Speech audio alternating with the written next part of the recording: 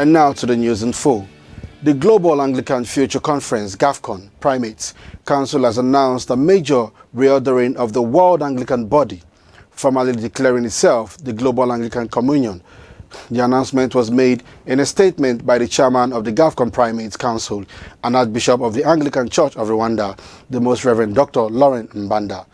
Dr. Mbanda said the Council's decision marks a rejection of the authority of the traditional instruments of the communion, including the Archbishop of Canterbury. He described the move as a fulfillment of the Gafcon's 2008 mandate to reform the Anglican Communion, adding that the Primates have adopted an 8-point structural framework to guide the operations of the newly declared Global Anglican Communion. In a major declaration, the Global Anglican Future Conference, Gafcon, announced that the Anglican Communion will be reordered on a single foundation, the Holy Bible, described as translated, read, preached, taught, and obeyed in its plain and canonical sense, respectful of the Church's historic and consensual reading. The statement further declared the rejection of the traditional instruments of the communion, namely the Archbishop of Canterbury, the Lambert Conference, the Anglican Consultative Council ACC, and the Primates meeting, accusing them of failing to uphold the doctrine and discipline of the Anglican faith.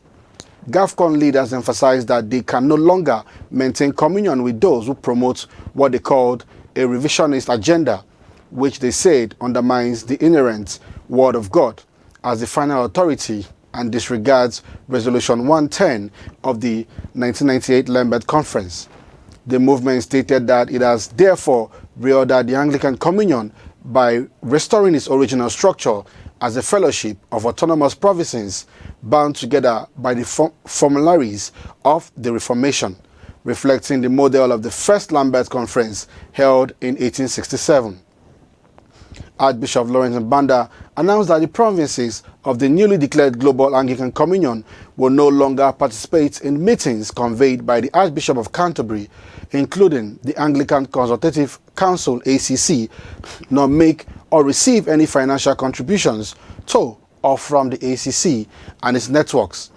He urged provinces that have not yet done so to amend their constitutions to remove any reference to being in communion with the See of Canterbury and the Church of England. To qualify as members of the Global Anglican Communion, provinces or dioceses must assent to the Jerusalem Declaration of 2008, which served as the contemporary standard for Anglican identity.